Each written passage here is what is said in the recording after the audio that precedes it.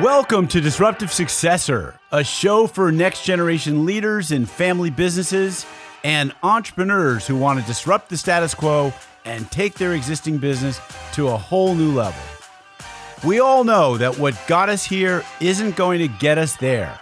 This show will provide inspiration, advice, and resources to help you create massive impact. This podcast is sponsored by myself, Jonathan Goldhill, and my company, the Goldhill Group, where we provide coaching for growing companies. I'm Jonathan Goldhill, and my purpose is simple: to guide entrepreneurial leaders in family businesses towards more freedom and fulfillment. I want entrepreneurs to get clarity around the changes that will make them and their businesses more successful so they can experience the same freedom I've enjoyed in my life. Our proven practices challenge business owners to think differently about their business and how they're running it, and quite literally become game changers in our clients' companies. Learn more at thegoldhillgroup.com website, where you can schedule your free strategy session. Hi, it's Jonathan Goldhill, and welcome back to another episode of the Disruptive Successor Show. You know, not enough family businesses have planned for the next generation to take over. Among these challenges is that families refrain from having difficult conversations around increasingly essential topics, such as the need for prenuptial agreements. With divorce rates exceeding 50% when factoring in second and third marriages, it's time we re-examine prenuptial agreements or prenups. Without a prenup, state laws govern how marital property is divided in a divorce. This becomes especially problematic when one party is the owner or inheritor of a family business. My guest today believes families need to learn that the personal can get in the way of best business practices. So in today's podcast, we will focus on how prenups go beyond financial concerns, that there are legal safeguards to protect family assets and business continuity, the negative effects of divorcing spouses on the other owners and the business's other stakeholders, like employees, suppliers, and customers, and the best practices for establishing a family policy that requires prenups as part of family and business governance plans. My guest for the show today is Maryann G. a partner at Wingspan Legacy, a family business and family office advisory practice providing global families, founders, and rising leaders with ongoing guidance to build and preserve their legacies. Maryann is the director of the Gallivan Bell Family Office. She had a long career at Goldman Sachs in New York, Boston, and London, where she ran the international shares business. And a philanthropic leader in Austin, Texas, Bell has chaired many boards and is now serving as chair of the Heart Gift Foundation. Maryann earned an MBA from Harvard University and a BA from Georgetown University. Maryann, welcome to the show today. Oh, thank you for having me, Jonathan.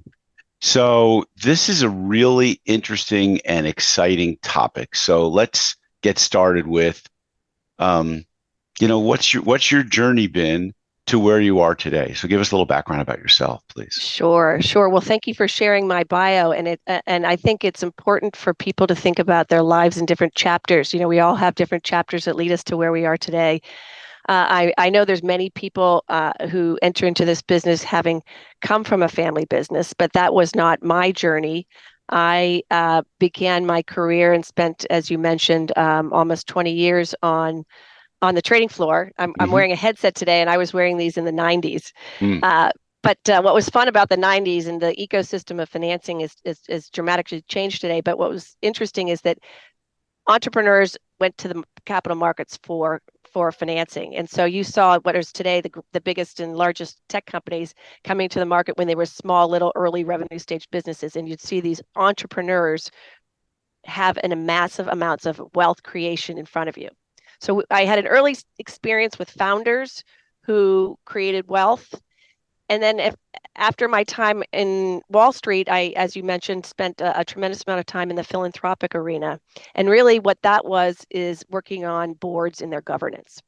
And what you do realize in any organization, whether it's a philanthropic or a public organization or a private family business, is that the rules of the game are important. And I don't want to say they have to be strict or burdensome. I mean, everyone gets nervous about regulation, but guidance on platforms is really important to govern how decisions are made, how succession is planned. I love your title, Disruptive Successor, because I think it's a really important topic to discuss. And allowing for organizations to have a game plan is really valuable. Yeah. And look, families don't want to have these kind of conversations a lot of times. So Yeah. sometimes the different things that I see come up is, well, one, no one wants to talk about their mortality. So Yep. that's a game stopper for some people, and Right. the estate planning just doesn't happen. Others haven't quite really figured out how their business is going to transfer from one generation to the next, which is Right. hence, the back cover of my book talks about the low single digits of it making it to the third generation.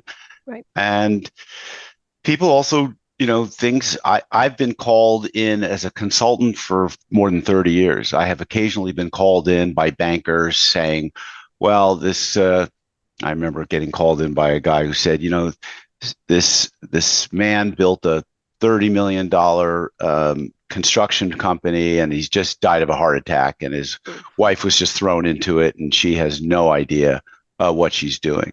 And then there's times, I'm sure, that you're seeing, and what we're going to be talking about in today's show is that people get divorced or a business gets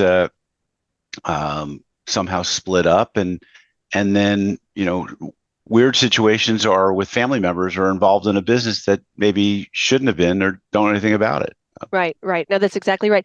It's interesting. I think for the hesitancy or the reluctance of an older generation to have difficult conversations with the next generation, I do think that stems from that instinctive parental protective instinct. They don't want to burden their children with the difficulty. I Many think you're right. entrepreneurs and founders have worked really hard. They've seen difficult kind of socioeconomic conditions, and maybe their children are being born and raised into a different environment, and they're trying to protect their child. So I like to look at that hesitancy not as a lazy or unwilling to do hard stuff. It's just this instinctive protective instinct. But at the end of the day, you never want to infantilize your children.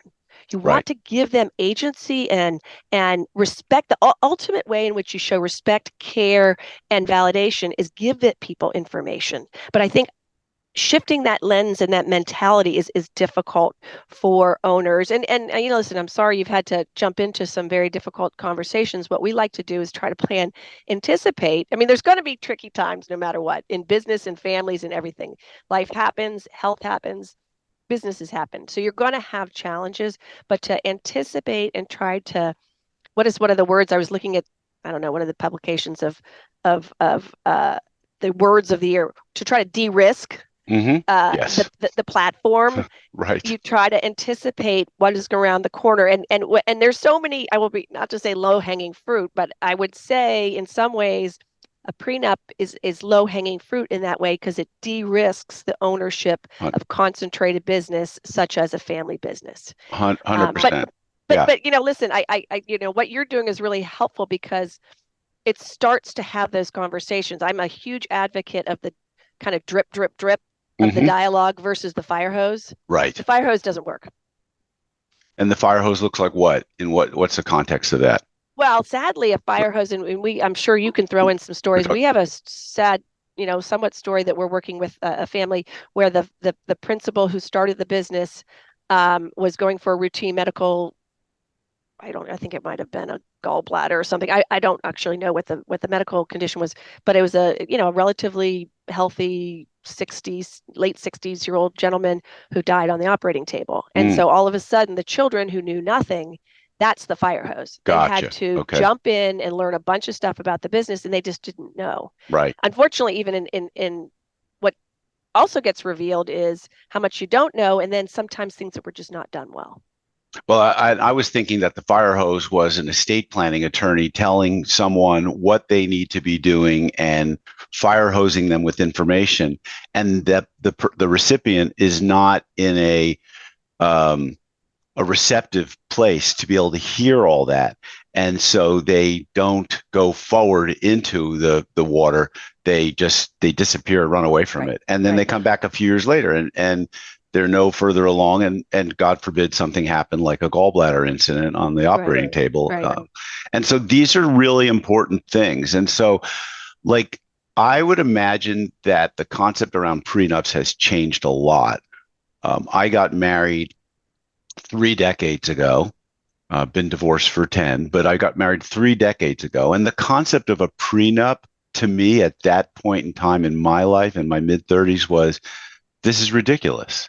Like, why would anyone want to put a prenup in place? Mm-hmm. That's like saying, let's go into this marriage planning for our divorce Right. so that we Right. know what it'll look like. And yet, here I am 30 years later, and I would absolutely advocate for it. I would absolutely advocate that anyone in a business that's even like looking to start a business would say, okay, what's the exit plan here? Right. Let's build it with the exit in mind, which is completely not what most small business owners do, right? Most small business owners are entrepreneurs by default, not by design, Right. maybe. They don't think that, okay, I'm going to build this business, I'm going to sell it, I'm going to scale it, I'm going to sell it, exit, and then I'm going to do X next. So I think the thinking around prenups have changed a lot, is what my point is. There's a couple of backdrops that I think, first of all, in pop culture, certainly, I mean, Jonathan, you and I perhaps were of the era of Dynasty and Dallas and all these Yes. representations of marriage and unequal economic capabilities. Hmm. Today, it's very interesting. What you've just described is absolutely shown true in some research. The Harris Poll did a research recently where the attitudes and inclinations towards prenups is dramatically changed from, sorry, your and my generation. Yes, I bet. And I think if you just really start to unpack, and again, I'm trying to use the modern language or phrases, Hmm. if you start to understand that pattern, that nuance, younger people today have much more knowledge and understanding of financial and agency Yes. with financial literacy. So the democratization, if you want to call it that, of access today, it's not about having a broker who you talk to. There's Right. numerous applications, whether it's an app or a podcast. I mean, you've got an incredible podcast. There's probably half a dozen about financial, you know, and actually even targeted toward different groups of people, whether it's women or men or different types of entrepreneurs or people who are in finance. So the access to information and knowledge on how to manage your finances is much, much greater. Yes. Yes. I mean, things have changed so much. I was just reading this chapter in this book that I was talking about before we started the show. And it was all about investing versus passive investing Yep. and what's the right approach.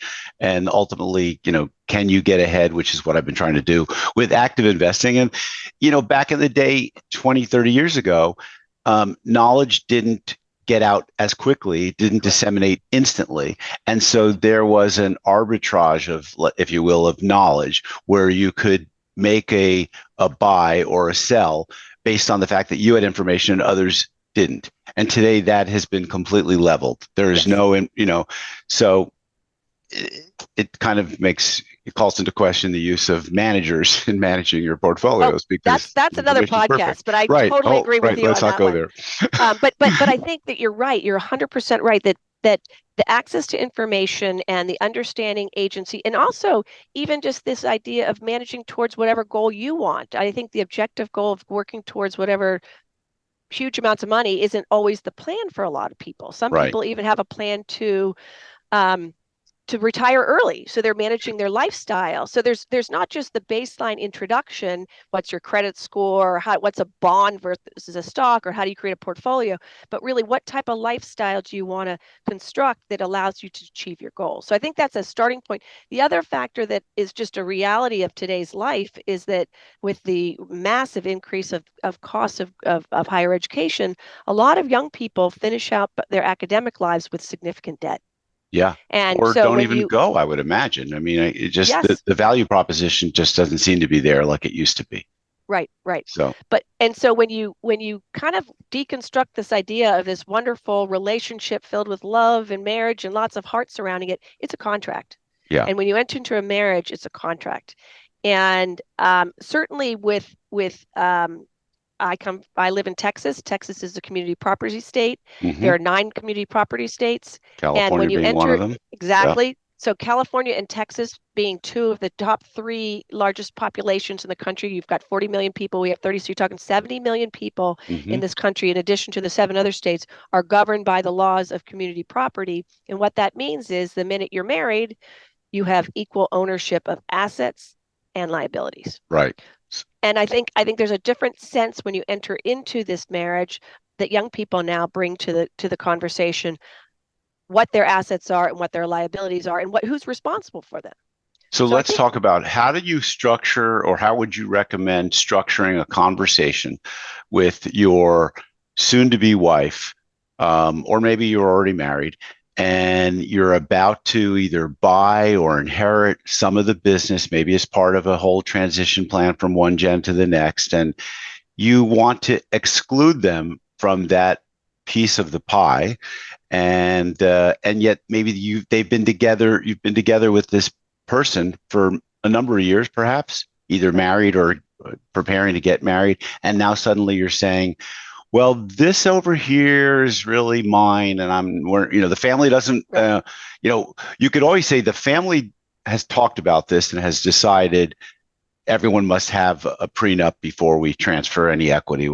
They don't want to be in business with wives of some of the Well, you're sons or really something. nicely capturing, Jonathan, what we've put into maybe not a bumper sticker, but something that you can remember, which is policies before it's personal. Okay. And we absolutely recommend that for a family that has concentrated ownership of an asset, certainly a family business, that there should be policies governing ownership and also policies governing transfers, Hmm. and recognizing that is also something, but really truly the ownership component of it should be governed and should be appropriate for everyone. So I think what's really difficult if people take this approach of, well, I want to do this in relation to one individual. That just doesn't feel like it has Sure. a That's not right. sustainable approach. So Exactly. policies before it's personal Hmm. is the approach. And we really, as family business advisors and family office advisors, have those conversations earlier. I mean, it's interestingly, I have a family that I'm working with right now, and they have 9 the next gen, I'm sure use the same, the Yep. G3, Hmm. 9 G3, all between the ages of 18 and 31. And the not even the oldest, but one of them just got engaged. But earlier in the year, we had written a family constitution, and included in the family constitution was an understanding that any owners of the family business or any recipients of the family business would be required to have a prenup.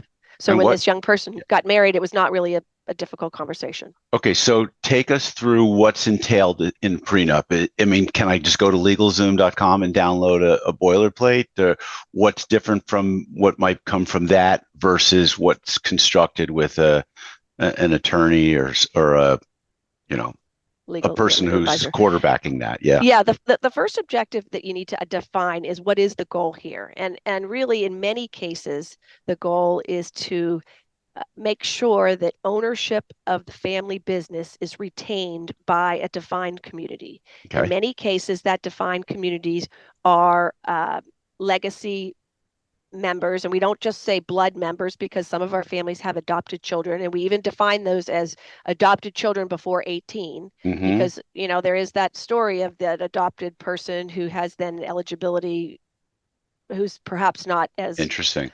well intended in that relationship And so they get adopted as a as major adults. as Yeah, adults, right? we've seen that story where someone loses a spouse, they have somebody who's kind of in their life who's younger who helps them, and that person then becomes adopted, and then they're eligible as a recipient of how language is framed for assets or ownership.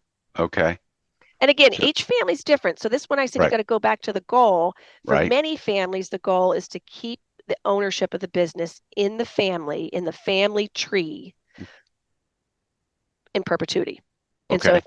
if that's the goal, that needs to be incorporated into the language of the prenup.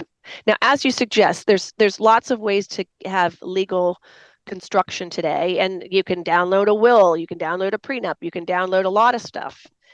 When it comes to, of course, the other construct that you have to consider is that it has to be each party has to have some representation, because we want this to be put together or constructed so that it's considered individually representative and representative of a person's free will. So to that extent, the best construction for a prenup that would assuredly protect the assets of a business is that each of the participants would have their own legal representation. And it also gives an opportunity for a young couple to have conversations. In many cases, the only thing that would be actually designated as, and it would be designated as separate property, is the shares of the business currently held or future and inherited in the future. And in other cases, everything else is shared 50-50. In some cases, somebody asks for a house, or, again, this is not really a podcast focused on different types of ways that you can construct assets that can be shared. But, life insurance is something that many spouses ask for if someone passes away. And so those are the kind of assurances that could be built into a prenup. Yeah. And we've seen homes built in. And what about income streams? We were talking all about assets. Do people protect income streams? So they say you're entitled to this percent or this amount, and they put those types of constructs in as well? What we've seen is most palatable, Jonathan, is truly the definition of these assets of the business held as separate property. In other words, the spouse who wouldn't have eligibility, would never have eligibility for this, but that everything else is divided equally. And I think that's oftentimes the right spirit that people can enter it with a shared understanding. Now, here's something that I want to share that, again, I'm getting a little into the nuances here, but in some cases, a family business says, okay, you own a certain amount, but we're going to give you also sweat equity. In other words, you're in the family business. We're going to allow you to get the rewards of the share ownership as part of your compensation. And if that's the case, that also has to be articulated in the prenup. So future shares would be part of compensation, not just inherited because of who you are, but as part of compensation. Articulating that as separate property also needs to be clear in the prenup. I'm seeing that with one of my clients. An interesting story is a prior guest on this show and a personal friend of mine, someone I went to business school with 30 years ago, has a second wife. His second wife joined him in the business in the capacity of an HR manager.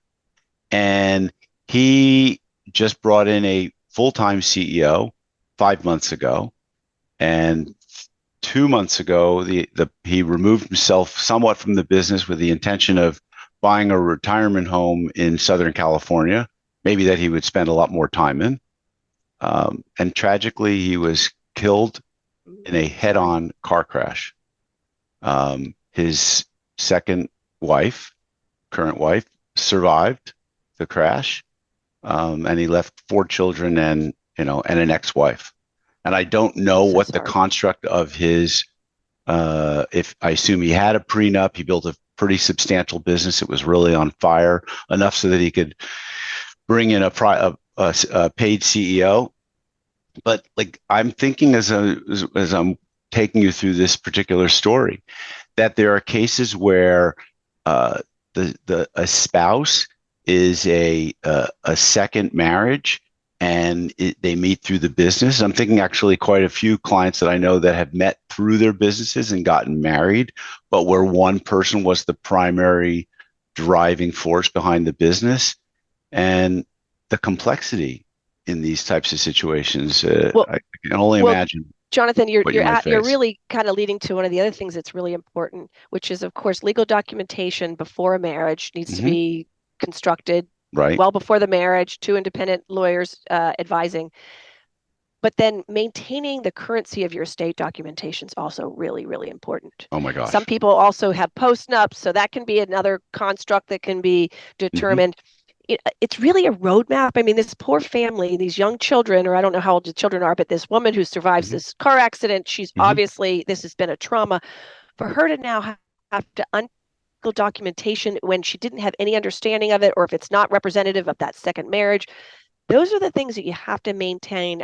It's funny. I've been married 23 years, and we've done our estate documentation 3 times. Wow. So that's Yeah. every 7 years. Yeah. And On that my same family, track. Yeah. yeah, and my family's had wealth creation. We, as you mentioned, we have our own family office now. So there's been children, and then there's been assets. And giving our family, and my children are still young and at that age where their discernment and their ability to manage this information, we're on that precipice right now. So you have to be careful and thoughtful in how you bring in that next generation.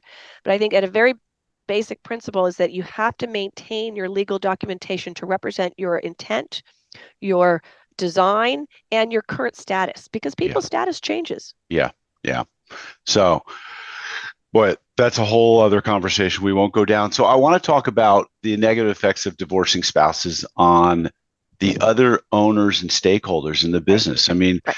no one would think that employees, suppliers, customers might be affected, Right. but they are. Well, can I throw a little pop culture at you? Yes, I don't please. know if you ever watched the TV show Ted Lasso. I did not. I caught a glimpse of it, but Well, didn't. the principle. I Yes. mean, the storyline's pretty basic. Yes. Right. Uh, the one of the main characters, Rebecca, gets divorced from Rupert. They're very well affluent British family, and Rupert loves football or soccer, and he owns a soccer club. Well, to in a mean-spirited way, Rebecca takes the soccer team as a settlement in the divorce and then brings in Ted as this ridiculous coach because she wants to burn it to the ground. Right. So that show is just I mean, it's got a lot of wonderful little characters, and it's sweet, and I won't ruin the ending for you. Mm-hmm. But the premise of that whole show is that a disgruntled ex-spouse will have uncertain intent, and in some cases tremendously ill intent for the value of the assets. Mm-hmm. And now in this case it was a football team, but think about it, or soccer team, any asset has employees, it has stakeholders well beyond the family. Right. And so we again, de-risking or mitigating those types of scenarios is really, really important. Even if it's a minority shareholder, that can be disruptive to a business and certainly to a brand. I mean, how would you like to have, I mean, look, let's be honest, divorces can get messy. And when they're associated with large assets, they oftentimes get covered in media. And so that can be disruptive to the value of the brand, the incentive of the morale of the employees, the confidence that vendors have. And so these are the kind of things we want to, again, de-risk or remove from the equation by saying, no in-laws. In-laws are never going to have ownership of these assets. Yeah. So, I'm thinking of another piece of pop culture as you told the story about Ted Lasso, and that is the HBO show Succession, which is loosely based, I think, on the Rupert Murdoch family. Correct. And story. Correct. And I actually found it unwatchable because so these people were such despicable human beings. But you see the conflict that can go on, and you can see the destruction of customers, deals that were in process that got blown up because of family dynamics. I was going to say it's to me it is. Luckily, and I hope you have this situation, Jonathan, many people work with my organization, and I'm sure work with you because they want to seek out harmony. They want to seek out a path, even if it's just a way in which there's just an understanding and a pathway to whatever the context is. When you have that nefarious distrust, I think it's so unsettling. It's so, and this is a concentrated asset that never would reach its potential if you've got that as a scaffolding. 100%. So what are some of the best practices for establishing family policy, putting it in governance? What haven't we covered that we should be touching upon? Well, we talked a little bit about kind of some of the marital constructs. We also think it's very important to have employment policies. It's interesting. Many of the families that come to look for advice have it's not all of them, but many of them have a leader generation that's mid 40s to mid 60s. Right. And oftentimes they have that next generation between the 20s and the 30s. And there have been no pathways or platforms to think about how that next generation can either enter into the business, have ownership of the business, or in any way get involved in the business. And they probably know a little bit about it because they've grown up on a table where that was part of dinner time conversation. But creating policies for employment, for advancement within the company, we oftentimes make policies of you can't report to a family member. You have an outside non-family mentor. You have an opportunity to participate in board as a board observer. We think it's very important to inform the next generation about the business. And so after board meetings, we provide appropriate information to the next generation. So in simple terms, policies are important, but agency or information is the starting point. Policies are the second part. And then platforms. I mentioned that board observer platform. We think that's a really good way in which that next generation can have the opportunity to literally serve in the seat, attend the meetings. They have the same types of NDA and confidentiality requirements. They're responsible to prepare for a meeting. They don't have fiduciary roles. They don't have a vote on the board, but they start to learn and understand about the business. Yeah, interesting.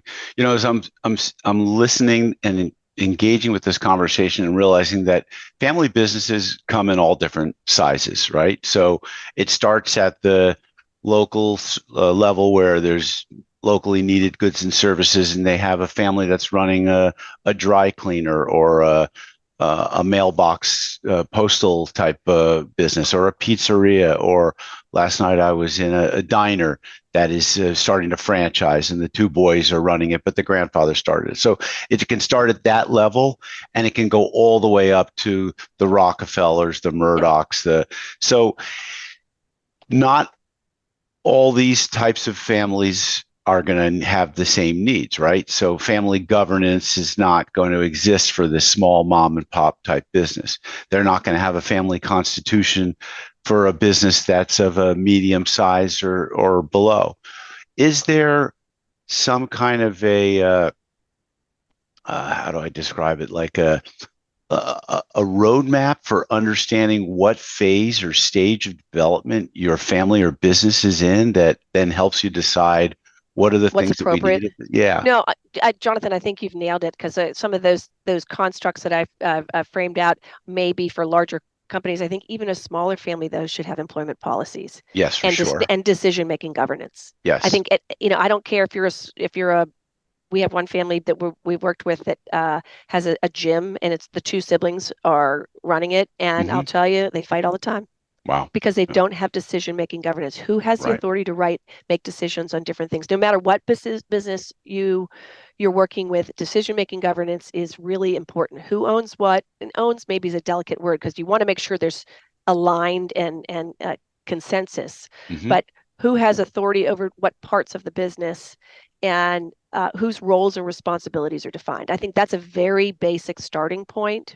And if And you're then, if you're an even mix, who's the tiebreaker in correct, situations where there's a 50-50? And correct. or what is the process by agreeing upon and coming to consensus on decisions Yes, and yes. putting And so family first in most situations? But one of my guests, I think also from Texas, talked about, are you a business first family or a family first business? right. It's kind of an interesting concept. And it makes you I think listened like, to your podcast, and that was yeah. great. And I think that is a question that and it's interesting. We do work with some international families where um, pride in their country and their culture oftentimes supersedes their commitment to the business and the family. Yes. And so Yes. the business becomes the priority. Yep. Interesting. And Wow. listen, I think the world of entrepreneurs, we started off talking about entrepreneurs and founders, and I have just tremendous appreciation for those who have ideas and are willing to take risks. And Mm. then to bring in your family involved, no matter what, you always have family dynamics. And I say this in the nicest way, but the older sibling often has a certain amount of a position with the younger siblings, and then this younger siblings, and not always the case. The stereotypes exist because they happen a lot, but the dynamics among siblings is complicated, and Yep. even with parents. Yep. I have great empathy for family businesses and family enterprises, and I think sometimes the role that an advisor can play is just guiding them towards the right answer, that it comes from within. To your exact point, every family business and enterprise is very different. Yeah. So tell us a little bit about Wingspan Legacy. What does a day or a week in the life of Maryann G. Bell look like? What is the work that a family business, family office advisory practice does? Tell us about it. Well, to your point, we do different things for different families, Sounds but like it. many times there's an inflection point where there's an awareness that there's a gap, Hmm. whether it's a succession gap or there's an onboarding of the next generation gap, or there is a transaction where the family business would be sold. And so there'd be some concentrated assets. And what are we going to do with that? Um, Unfortunately, also, we've had a few situations where there's been a health event that has preceded someone looking for advice. And in many cases, also, someone just feels like they can do better. Hmm. And I think that's really what's exciting when someone says, we're just not organized. We don't have our thought process. The family doesn't know what's going on, but I want to get them involved. What do we need to do? And so in each of those circumstances, we try to build for families what they need. And at the root of any of our engagements is really understanding the family and doing interviews and one-on-one meetings with multi-generational. We often have the founder generation. We call it oftentimes the now generation who are running the business, and then the rising generation. Not always three, but and then of course working laterally across branches of the family.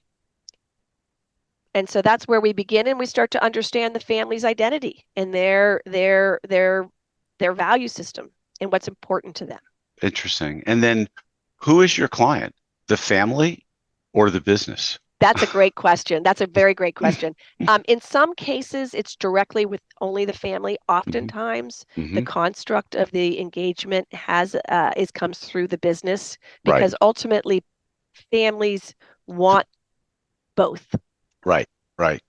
And then how do you, I'm not asking for who's the signature on the contract, but sort of metaphorically speaking, are all the signatures on the contract so that everyone knows what we're about to do with the family and the business, and it isn't just being led by the Rupert Murdoch, the Right. authoritarian figure in the company or the Well, CEO. Jonathan, you're asking really smart questions, and these are the nuances that make us, hopefully, I mean, all of us collectively, it sounds like you do this as well, is have an impact, which is we may be brought in by the founder, and the signature on our contract may be the founder or the person who's running a business. But what's really important is we communicate and connect with all the stakeholders, and that is the entire family. And what that may mean is, 25 meetings.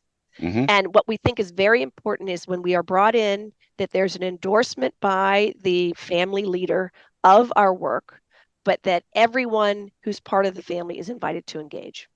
So Gotcha. our communication with the family throughout our engagements is really important.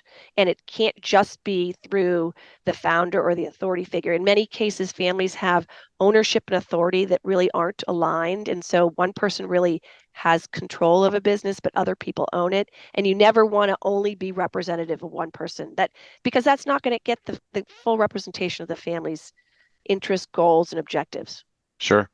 So I could imagine that in the assignments that you're engaged in, you could use a whole variety of people, from attorney to accountant, maybe even forensic Yes. accountants, and also psychologists, family business experts, Yes. advisors, Yes. insurance folks. Is that how your model is? Is that it's 100%, Jonathan. collaborative? We, Hmm. we we are collaborative all the time. I mean, obviously, as you mentioned, people who oversee financial advice, whether it's an accountant team or an investment team, legal advice is important. And of course, that runs the range of estate planning to business advice, and in some cases, specialized, whether it's art Hmm. or Right. aeronautics or other types of specialization, special assets that need to be part of the equation. And one of the things I find to be so rewarding is when we can really collaborate and work as a team and think intentionally about what are the goals of the family and how do we advance them. And to me, that's as much as engaging with our families is really satisfying. I think working with a team, every family that has a business or concentrated wealth needs to have some amount of specialized advice. 100%. Maryann, it's been fabulous talking to you. You're a wealth of knowledge, super smart on this subject. If people want to learn more, how do they find you or your company? LinkedIn is a great way to connect up with me. Wingspan has a very robust platform on LinkedIn as well as our website. It's Wingspan Legacy Partners is our full name. Yes. And we are absolutely eager to talk to anyone who's in the family enterprise arena. We think it's interesting and important. And send us an email through our website, or certainly reach out to me in direct message on my LinkedIn. Sounds good. Well, I guess the name is no accident. Your wingspan is very large and great on these subjects, and as well they need to be because of the complexity of who you're dealing with. So, Maryann, thanks for being a guest on the show. Folks, you know the drill. If you got some good value from this, give it a great rating on your podcast listening application of choice. Share it with others, and stay tuned for future episodes of the Disruptive Successor Show. This podcast is sponsored by myself, Jonathan Goldhill, and my company, the Goldhill Group, where we provide coaching for growing companies. I'm Jonathan Goldhill, and my purpose is simple: to guide entrepreneurial leaders in family businesses towards more freedom and fulfillment. I want entrepreneurs to get clarity around the changes that will make them and their businesses more successful so they can experience the same freedom I've enjoyed in my life. Our proven practices challenge business owners to think differently about their business and how they're running it, and quite literally become game changers in our clients' companies. Learn more at thegoldhillgroup.com website, where you can schedule your free strategy session.